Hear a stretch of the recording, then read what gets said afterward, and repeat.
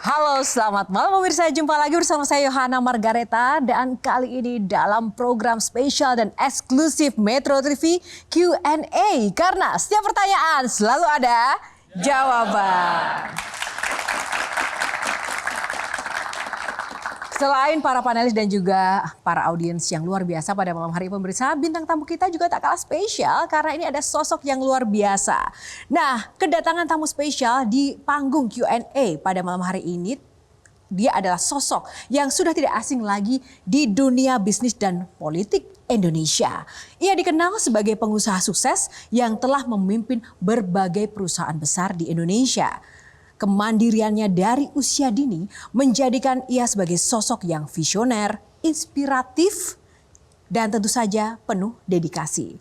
Kontribusinya untuk bangsa juga sudah tidak diragukan lagi. Siapakah dia? Langsung saja kita akan undang dan sambut bintang tamu Q&A malam ini, Bapak Arsyad Rashid. Pak Arsyad, apa kabar? Pak, sebenarnya pertanyaan mendasar sekarang. Kalau saya tanya sekarang, pilih jadi pengusaha atau mungkin di bidang politik, Pak? Oh, selalu pengusaha kan? Oh, selalu pengusaha. Kenapa, Pak? Emang ada pengalaman-pengalaman gimana nih? Enggak, maksudnya siapa namanya politik is good. Dan juga memang itu adalah bagian daripada proses kehidupan bangsa. Nah, tapi di sisi lain kan selama ini memang kehidupan saya adalah sebagai pengusaha. Dan dari situ kan kontribusi itu bisa dilakukan di mana-mana. Apakah di politik, apakah di usaha, di sosial, dan lain-lain. Tapi yang paling penting adalah bagaimana kita bisa memberikan, ya katakanlah, our kontribusi kepada yang namanya bangsa dan negara. Apapun itu bentuknya. Apapun ya Pak? bentuk. Oke, kita gali langsung teman-teman semuanya. Siap ya Pak Arsyad ya? Siap. Siap, tepuk tangannya buat Pak Arsyad. Terima kasih. Ada 9 box. Woi. Nanti akan kita buka di belakangnya akan ada topik-topik tentang seorang sosok Arsyad Rashid. Nah, para panelis dan juga teman-teman nanti akan ada pertanyaan dan kita ulas sama-sama tentang Bapak. Siap ya Pak? Langsung saja. Yang pertama, nomor favoritnya nomor berapa? 3. Oh, nomor 3. Tunggu. Kenapa nomor 3 Pak? Apakah ada kaitannya dengan pengalaman masa lalu? Nggak ada, bukan 1, 2, 3 itu adalah satu angka. Ya, kalau saya selalu membuat sesuatu, saya mengatakan ada 1, A, B, C. Gitu. Jadi bukannya karena apa-apa, tapi semua angka itu baik. Masa Pak? Benar. Semua angka baik, tapi yang tadi saya katakan bahwa setiap kali saya membuat suatu hal, pasti saya mengatakan, oke, perihal 1, ada A, ada B, ada C. Oh, pokoknya 3 poin utama. Oke, baik, tepuk tangan untuk Pak Arsyad. Langsung saja, kita buka box nomor 3 adalah what next. Nah, seperti isinya Pak, nomor 3 adalah what next. Nah, setelah kemarin Bapak masuk ke dunia politik sebagai ketua TPN ya Pak ya. Ya, namun mungkin takdir berkata lain ya gagal. Kemudian ya bisa diartikan menjadi pihak yang kalah di kontestasi politik. Kemudian apa yang Bapak lakukan selanjutnya? Bapak nggak kapok Pak? Buat saya tadi kan, sesuatu hal itu kita manusia, dalam proses bisnis, dalam namanya kehidupan, pasti ada kesuksesan dan kegagalan. Dan kita belajar dari kegagalan kita. Dan itu membuat kita akan lebih dewasa lagi. Terima kasih Pak. Ini Pak Arsyad ya. Ya. Saya ini penasaran nih, kan kita ini kan orang di luar tim ya. Pada saat itu sejarah politiknya Pak Arsyad nih berdiri di samping Pak Jokowi. Di tengah-tengah lautan relawan di GBK waktu itu. Kemudian terpilih sebagai ketua tim pemenangannya Ganjar Pranowo yang waktu itu juga Pak Jokowinya ada di situ. Dan saya yakin Bapak bersedia juga karena ada Pak Jokowinya. Pak Jokowinya pindah. Nah waktu itu tuh perasaannya apa Pak? Ini kan yang kita nggak tahu nih ya. Apa tuh perasaan? Loh kok dia kesana gitu? Gimana Pak perasaannya Pak? Pastinya kan gini, dalam suatu proses tadi kan, saya selalu percaya, saya lihatnya gini. Dalam hidup dan apapun yang saya kerjakan, saya percaya ada dinamika. Kita itu pastinya sering sekali kita menghadapi hal yang tidak pernah kita hadapi. Yang nggak pernah kita kepikiran. Contoh hari ini, saya mendapatkan suatu pertanyaan, saya nggak pikir ada pertanyaan dari situ. Ya kan? Tapi ya udah, pada waktu itu ya kaget pastinya loh. Mana nih gitu kan. Tapi akhirnya itulah kenyataan yang ada. Ya. Jadi saya salah satu value nilai yang saya itu kan adalah agility. Ya kan. Kalau agility kita bisa beradaptasi, ya kan, langsung berinovasi, ya pemikiran out of the box dan juga akhirnya resilience, ya kan. Jadi akhirnya saya bilang udahlah, Kalau emang begitu ya udah, ini kenyataan. Kita nggak bisa mau apa-apa. Tapi itu adalah proses kehidupan buat saya. Dan saya tadi bilang, kan setiap orang punya perspektif. Dan kita harus hormati perspektif itu. Jadi buat saya, ya pasti ada perspektif beliau. Ya, sudah, kita hormati itu. Tepuk tangan, terima kasih. Itu tadi seputar politik, tapi what next-nya Pak? Setelah tadi selesai dengan dunia politik, kan Bapak kan juga pengusaha, Bapak juga memiliki kepedulian terkait dengan lingkungan dan juga budaya, bahkan juga energi dan karbon. Nah, ini apakah juga masih menjadi concern yang menarik untuk Bapak setelah dunia politik? Atau jangan-jangan malah dunia politiknya masih ingin dilanjutkan atau gimana Pak? What next Pak? Tadi saya balik kalau sekarang ini fokus saya ini yang saya lagi terus serang lagi fokus sedikit. Itu saya membuat satu gerakan yaitu yang namanya saya namakan 5P. Global movement. Jadi suatu movement global. 5P itu artinya peace, perdamaian, prosperity, kesejahteraan, bicara people, manusia, yaitu bicara pendidikan dan kesehatan, lalu bicara planet, itu bicara sustainability, dan yang kelima adalah partnership. Nah, partnership ini saya membawa 3 value Indonesia. Satu adalah value Bhinneka Tunggal Ika, unity and diversity.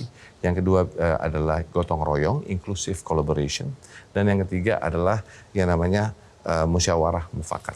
Nah, saya percaya bahwa penciptaan 5 ini penting sekali yang intercorrelated untuk melakukan ini. Jadi ini movement yang saya lagi lakukan. Nah, apa sih pertanyaannya? Karena saya melihat begini, sekarang ini di dunia, dalam perkembangan ekonomi di dunia pada saat ini, itu kayaknya kita semua lupa.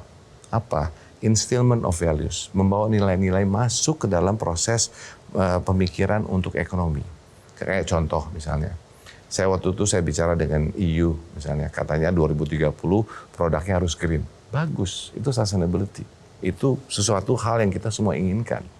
Tapi pertanyaan yang saya lontarkan pada teman-teman di sana, saya tanya, saya bilang, kalau bicara itu untuk perusahaan besar mungkin mudah. Untuk perusahaan menengah suatu tantangan yang sulit. Apalagi untuk yang namanya pengusaha kecil. Apakah demikian sekarang pengusaha kecil Indonesia tidak bisa menjual produknya ke Eropa karena belum tadi namanya green products? Dan pertanyaan saya selanjutnya adalah, is that human rights? Is it the rights of humans? Nah, di sisi inilah yang kita harus mengatakan bahwa waktu kita memikirkan sesuatu proses pengembangan ekonomi, we cannot leave anybody behind. Tidak boleh kita meninggalkan seseorang pun. Karena tadi kita bicara masalah sustainable development, sustainability, tapi kita mesti bicara kemiskinan. Nah, memang tidak mudah karena tadi kalau kita lihat ada pengusaha yang berbeda-beda, bahkan kita lihat sekarang banyak kemiskinan, pengangguran gitu, dan banyak sekali program-program yang kelihatannya memang diarahkan pada visi Indonesia Emas 2045 ya. Nah, memang yang menjadi pertanyaan adalah begini, banyak kegagalan yang dilakukan oleh entah itu departemen atau apa, untuk usaha kecil lah misalnya gitu, nggak maju-maju gitu. Nah, sekarang apa yang bisa dilakukan agar bisa terlaksana dengan baik untuk UKM dan juga usaha kecil menengah bisa naik kelas? Nah, ini menarik gitu. Ada program-program yang saya rasa perlu disampaikan oleh Mas Arsad nih. Pertama gini, saya percaya bahwa selalu kita bicara Pancasila, ya, tapi secara ideologi. Saya melihat Pancasila secara ekonomi. Nah, kalau bicara Pancasila secara ekonomi, itu berarti namanya ekonomi gotong royong. Ya. Di sisi inilah kemajuan kita bersama, yaitu apa? Perusahaan besar sebenarnya kecil, gitu. Inilah nilai-nilai kita. Gitu. Tadi bicara bahwa sekarang ini, bayangkan ya, bahwa yang namanya menggerakkan ekonomi Indonesia itu kebanyakan UMKM. Ya. Bahwa fondasi ekonomi kita 90% itu sekarang UMKM. Nah, tapi unfortunately, tanpa kita sadari, kita bicara UMKM. Ini yang paling banyak di Indonesia saat ini, 90% daripada pengusaha UMKM itu di mikro. Dan lebih lagi, bukan hanya mikro, ultra mikro. Salah satu yang upaya yang saya lakukan, kebetulan alhamdulillah saya dipercaya masuk, baru aja nih, menjadi ketua, salah satu ketua di namanya Dewan Masjid Indonesia. Nah, di sisi ini saya coba membayangkan, saya bilang, apakah masjid atau tempat ibadah semua itu hanya untuk ibadah? Lalu saya bertanya lagi, kalau kita sudah punya masjid di mana-mana, apa nggak baik kalau kita lakukan di setiap masjid itu menjadi entrepreneur center? Di situ tempat di mana UMKM, teman-teman itu bisa menjadi tempat untuk belajar. Bukan hanya untuk beribadah. Karena apa? Nabi Muhammad juga seorang pedagang. Kalau kita ngomong dari Islam. Istrinya Siti Khadijah dahulu adalah pengusaha besar. Luar biasa. Nah, hal ini yang mungkin misalnya contoh. Saya katakan kita coba mengawinkan Kadin dengan tadi misalnya dengan masjid. Kita bilang kenapa nggak jadi entrepreneur centers. Habis itu dari situ menjadi plus point gitu kan. Nah, sebagai contoh, Mbak, misalnya, itu adalah bagaimana seperti Mbak Fiani mengatakan, bagaimana kita ingin menaikkan kelas. Karena ini PR kita bersama. Gitu. Tepuk tangan dulu untuk bos pertama.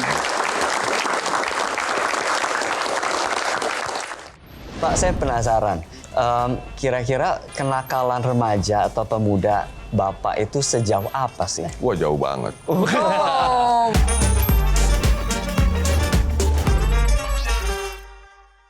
Dipersembahkan oleh